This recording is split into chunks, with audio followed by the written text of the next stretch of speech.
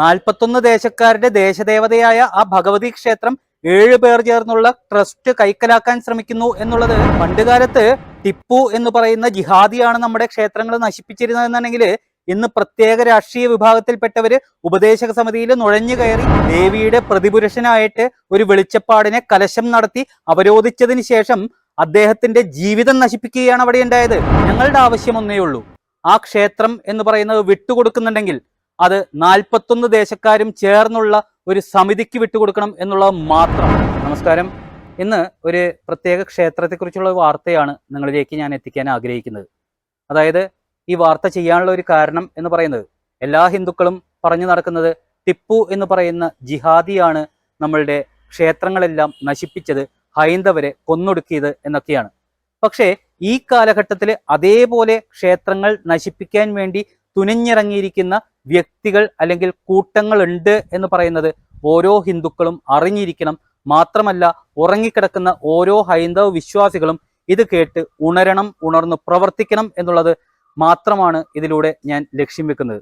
അതായത് പുത്തൻകാവ് ദേവീക്ഷേത്രം എന്ന് പറയുന്ന ഉഗ്രസ്വരൂപിണിയായിട്ടുള്ള ഭദ്രകാളി ദേവി അധിവസിക്കുന്ന അല്ലെങ്കിൽ കുടികൊള്ളുന്ന ഒരു ക്ഷേത്രം എന്ന് പറയുന്നത് നമ്മൾ ഹൈന്ദവ വിശ്വാസികളുടെ കൈകളിൽ നിന്ന് നഷ്ടപ്പെടാൻ പോകുന്നു എന്നുള്ള വാർത്തയാണ് പുറത്തേക്ക് വരുന്നത്.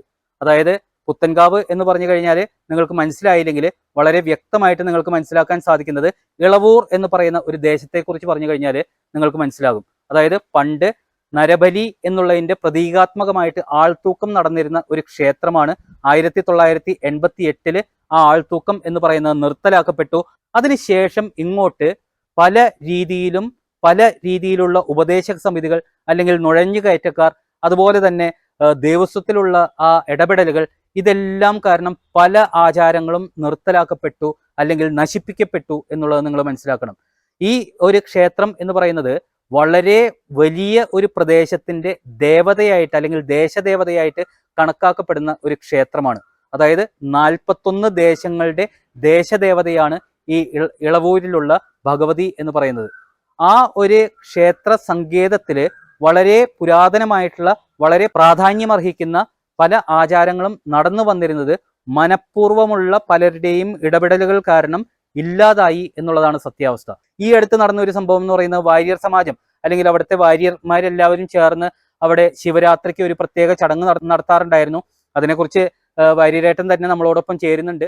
ഞാൻ ശ്രീകണ്ഠേശ്വരം വാര്യത്തെ ബാലകൃഷ്ണ വാര്യരുടെ മകൻ ചന്ദ്രശേഖര വാര്യരാണ് സംസാരിക്കുന്നത്. ഇവിടെ ശ്രീകണ്ഠേശ്വരം ക്ഷേത്രത്തിലെ ഒരു വലിപ്പം അല്ലെങ്കിൽ പുത്തങ്കാവ് ക്ഷേത്രത്തിലെ വലിപ്പം ഉണ്ടായാൽ മാത്രമേ ഞങ്ങൾക്കും കുടുംബത്തിനും ഈ കരകൾക്കും അഭിവൃദ്ധി ഉണ്ടാകൂ എന്ന് കണ്ടുകൊണ്ട് ശിവരാത്രിക്ക് കഴിഞ്ഞ 5 വർഷം മുമ്പ് ഞങ്ങളെല്ലാവരും കൂടി ആലോചിച്ച് ശിവരാത്രിക്ക് ഇവിടെ ശ്രീരുദ്രൻ ധാര, അഷ്ടാഭിഷേകം, അഖണ്ഡ നാമജപം രാവിലെ മുതൽ വൈകിട്ട് വരെ, അതായത് അന്ന് എല്ലാവരും നാമം ജപിക്കുക, ഇത്രയും കാര്യങ്ങളൊക്കെ നല്ല ഒരു പ്രവർത്തനം നടക്കട്ടെ എന്ന് വിചാരിച്ച് ദീപാലങ്കാരങ്ങളടക്കം ഞങ്ങൾ ചെയ്തുകൊണ്ടിരുന്നു. ദേവസ്വത്തിലേക്ക് അതിന് മുതൽക്കൂട്ടും കൊടുക്കാറുണ്ട്. ഒരു പൈസയും ദേവസ്വത്തിന് നഷ്ടമില്ലാത്തൊരു കാര്യത്തിൽ ആദ്യം നന്നായിട്ട് സഹകരിച്ചെങ്കിലും കഴിഞ്ഞ വർഷം ദേവസ്വത്തിലെ മാനേജർ രാഘവൻ മാസ്റ്ററും ഇവിടുത്തെ ക്ഷേത്രം പ്രസിഡൻ്റായ രാജേഷും കൂടി ഇവിടെ ആളുകൾക്ക് ഊണ് കഴിക്കാൻ വേണ്ടിയുള്ള ഒരു പരിപാടിയാണ്, അതുകൊണ്ട് ഇത് നടത്തേണ്ട കാര്യമില്ല എന്നുള്ള രീതിയിൽ പറയുകയും ഞങ്ങൾ ശ്രീകണ്ഠേശ്വരം ഇതിൽ ട്രസ്റ്റിലുള്ള ആളുകൾ സംസാരിച്ചപ്പോൾ അവർക്ക് താല്പര്യം അല്ലെങ്കിൽ നാമജപം ഒഴിവാക്കാം, ബാക്കിയൊക്കെ നടത്താം എന്ന് വിചാരിച്ച് കഴിഞ്ഞ വർഷവും ഈ വർഷവും ഞങ്ങളുടെ സംഭാവന എടുത്ത് ഞങ്ങൾ തന്നെ പണം സ്വരൂപിച്ച് ഈ വഴിപാടുകൾ ഈ വർഷവും നടന്നു വരുന്നു. അത് മുടങ്ങാണ്ട് നടത്തണം എന്നാണ് ഞങ്ങളുടെ ആഗ്രഹം. അതുപോലെ തന്നെ അടുത്തൊരു കാര്യം എന്ന് പറയുന്നത്, അവിടെ ദേവപ്രശ്നം വർഷങ്ങൾക്ക് മുന്നേ വെച്ചിട്ടുണ്ടായിരുന്നു. ആ ദേവപ്രശ്നം കഴിഞ്ഞതിന് ശേഷം കുറെ പരിഹാരങ്ങൾ പറഞ്ഞിട്ടുണ്ടായിരുന്നു. അതിൽ ഈ ആൾത്തൂക്കം നിർത്തലാക്കിയതുമായിട്ട് ബന്ധപ്പെട്ട കാര്യങ്ങളെക്കുറിച്ച് പരാമർശിച്ചിട്ടുണ്ടായിരുന്നു. അതിനുള്ള പരിഹാരങ്ങൾ പറഞ്ഞിട്ടുണ്ടായിരുന്നു. ഈ വെളിച്ചപ്പാടിനെ വീണ്ടും അവരോധിക്കണം എന്ന് പറഞ്ഞിട്ടുണ്ടായിരുന്നു. ഇതൊന്നും നടപ്പിലാക്കാതെ ആ ക്ഷേത്ര ചൈതന്യത്തെ നശിപ്പിക്കുന്നതിന് വേണ്ടി ഒരു പ്രത്യേക രാഷ്ട്രീയ വിഭാഗത്തിൽപ്പെട്ട വ്യക്തികൾ തന്നെ അവിടുത്തെ ഭരണസമിതിയിൽ കടന്നു കയറി അത് നിർത്തലാക്കുന്ന ഒരു അവസ്ഥ, ഒരു വെളിച്ചപ്പാടിനെ അനാഥമാക്കുന്ന ഒരു അവസ്ഥ ആ ഒരു ക്ഷേത്രത്തിലുണ്ടായി.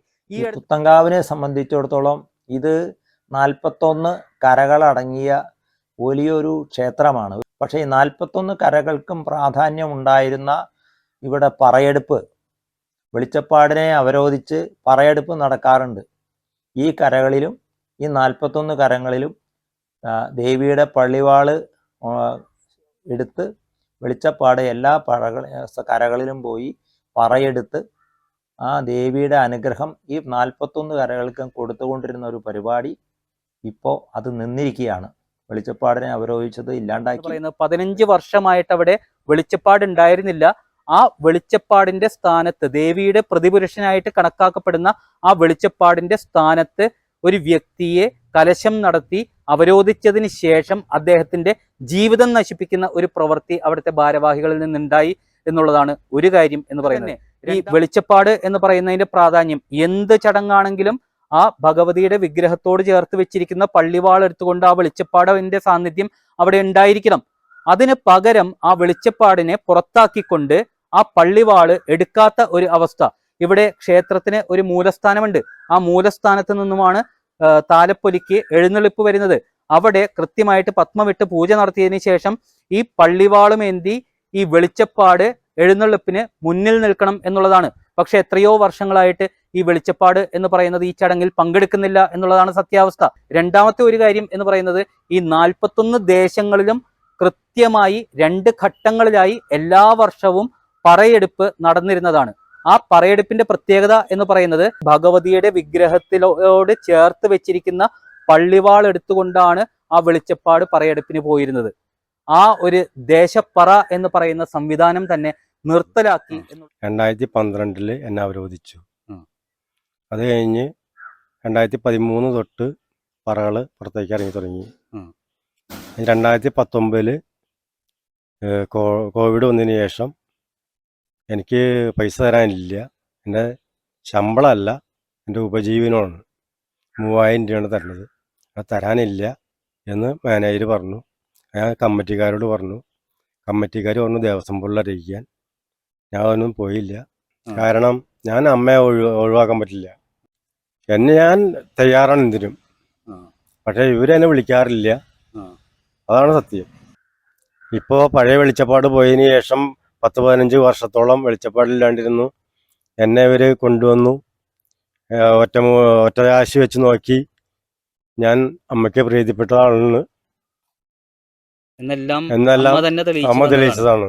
എന്നിട്ടാണ് ഈ ജീവിതം വെളിച്ചപ്പാട് എന്ന് പറയുന്ന സ്ഥാനത്തിന് വേണ്ടി മാറ്റിവെച്ചതിന് ശേഷം ഈ ഒരു അവസ്ഥയിലോട്ട് തള്ളി നീക്കുന്നത്. അതായത് ദേവസ്വക്കാര് തന്നെ ജീവിതം നശിപ്പിക്കുക എന്ന് പറയുന്ന ഒരു രീതിയിലോട്ട് കാര്യങ്ങളാക്കി അവസ്ഥ. അങ്ങനെ ആ പള്ളിവാളുമേന്തി ഓരോ വീടുകളിലും പറക്കെത്തി ഭഗവതി നേരിട്ട് വരുന്നു എന്നുള്ള സങ്കല്പത്തോടു കൂടി നടത്തിയിരുന്ന ആ ഒരു പറ, അതുപോലെ തന്നെ ദേവപ്രശ്നം 12 വർഷം കഴിഞ്ഞിട്ടും ഇപ്പോഴും ദേവന്റെ ഹിതം അല്ലെങ്കിൽ ദേവിയുടെ ഹിതം എന്താണ് എന്ന് അറിയാനുള്ള ആ ഒരു യാതൊരു നടപടികളും ഈ സമിതിയുടെ ഭാഗത്ത് നിന്നുണ്ടായിട്ടില്ല. മാത്രം ദേവപ്രശ്നം തന്നെ ഇല്ല. ദേവന്റെ ഹിതം അല്ലെങ്കിൽ ദേവിയുടെ ഹിതം എന്താണ്? ഈ നാടിന് വല്ല പോരായ്മകളുണ്ടോ? കർമ്മം ചെയ്യുന്നതിൽ എന്തെങ്കിലും പ്രവർത്തനത്തിൽ പോരായ്മകളുണ്ടോ? ഭരണാധികാരികളുടെ പ്രവർത്തനത്തിൽ പോരായ്മയുണ്ടോ? അല്ലെങ്കിൽ ക്ഷേത്രത്തിലെ ആ ജീവനക്കാരുടെ പോരായ്മകളുണ്ടോ എന്നൊക്കെ പരിശോധിച്ച് അതിന് പോരായ്മകളുണ്ടെങ്കിൽ തിരുത്തുകയും കൂട്ടേണ്ടത് കൂട്ടുകയും ചൈതന്യം വർദ്ധിപ്പിക്കേണ്ടതുണ്ടെങ്കിൽ വർദ്ധിപ്പിക്കുകയും ഒക്കെ ചെയ്യേണ്ട ഉത്തരവാദിത്തം ഭരണാധികാരികൾക്കുണ്ട്. അത് ചെയ്യുന്നില്ല എന്നൊരു പ്രതിഷേധം ഈ അവസരത്തിൽ രേഖപ്പെടുത്താൻ ഞാൻ ഉദ്ദേശിക്കുകയാണ്. മാത്രമല്ല, ഏറ്റവും ഞെട്ടിക്കുന്ന ഒരു കാര്യം എന്ന് പറയുന്നത്, ഈ ക്ഷേത്രം എന്ന് പറയുന്നത് 41 ദേശക്കാരുടെ ക്ഷേത്രമാണ്. ആ 41 ദേശക്കാരുടെ ക്ഷേത്രം എന്ന് പറയുന്നത് 7 പേർ ചേർന്ന് രൂപീകരിച്ചിരിക്കുന്ന ഒരു ട്രസ്റ്റ് കൈക്കലാക്കാൻ ശ്രമിക്കുന്നു. അല്ലെങ്കിൽ അതിന്റെ നടപടിക്രമങ്ങൾ 90% പൂർത്തിയായി കഴിഞ്ഞു. ഊരാൺമ ദേവസ്വം എന്ന് പറയുന്നത് ഈ ക്ഷേത്രം ഉപേക്ഷിക്കാൻ തീരുമാനിച്ചിരിക്കുന്നു എന്നുള്ള വാർത്തയും പുറത്തേക്ക് വന്നു കഴിഞ്ഞു. ഈ ക്ഷേത്രം എന്ന് പറയുന്ന ഊരാൺമ ദേവസ്വം വിട്ടുകൊടുക്കുകയാണെങ്കിൽ ഈ 41 ദേശക്കാരിലും ചേർന്നുള്ള ഒരു പ്രത്യേക സമിതിക്കായിരിക്കണം വിട്ടുകൊടുക്കേണ്ടത്. അല്ലാണ്ട് സ്വാർത്ഥ താല്പര്യങ്ങൾക്ക് വേണ്ടി അല്ലെങ്കിൽ പണമുണ്ടാക്കാൻ വേണ്ടി മാത്രം ക്ഷേത്രത്തെ ഒരു കച്ചവട സ്ഥാപനമാക്കി കാണുകയും അതുപോലെ തന്നെ ക്ഷേത്രത്തിന്റെ ആചാരങ്ങൾ നശിപ്പിച്ചുകൊണ്ട് ആ പ്രദേശവാസികളുടെ മൊത്തം ജീവിതം നശിപ്പിക്കുന്ന രീതിയിലുള്ള ആ ഒരു പ്രവൃത്തിയിലോട്ട് കടക്കാൻ ശ്രമിക്കുന്ന ഈ ഒരു ട്രസ്റ്റിനല്ല ആ ക്ഷേത്രം വിട്ടുകൊടുക്കേണ്ടത്. അപ്പോ അങ്ങനെയുള്ള പല പ്രശ്നങ്ങളും പല ക്ഷേത്രങ്ങളിലും നടന്നുകൊണ്ടിരിക്കുകയാണ്. ഏതായാലും സമത്വ ഭാരതി ഈ ഒരു വിഷയത്തിൽ ഇടപെടാൻ തീരുമാനിച്ചിരിക്കുകയാണ്. ആകെ ഒരേ ഒരു കാര്യമേ എനിക്ക് പറയാനുള്ളൂ, ഓരോ ഹൈന്ദവ വിശ്വാസിയും ഉണരണം. ഈ ക്ഷേത്രത്തെ സംബന്ധിച്ചാണെങ്കിൽ 41 ദേശക്കാരും ഒത്തൊരുമയോടുകൂടി ഒരു സമിതി രൂപീകരിച്ചുകൊണ്ട് ഈ ക്ഷേത്രത്തെ തിരിച്ചെടുക്കാനുള്ള, ഊരാൺമാ ദേവസ്വം വിട്ടുകൊടുക്കുകയാണെങ്കിൽ ആ ക്ഷേത്രം ഞങ്ങൾക്ക് വേണം എന്ന് നെഞ്ചത്ത് കൈവച്ചുകൊണ്ട് പറയാനുള്ള ആ ഒരു ത്രാണി കാണിക്കണം. അത് ഭഗവതിക്ക് വേണ്ടിയുള്ള ധർമ്മയുദ്ധമായിരിക്കും എന്ന് മാത്രം മനസ്സിലാക്കി എല്ലാവരും ഇറങ്ങിത്തിരിക്കണം എന്നുള്ളത് മാത്രമാണ് എനിക്ക് അപേക്ഷിക്കാനുള്ളത്.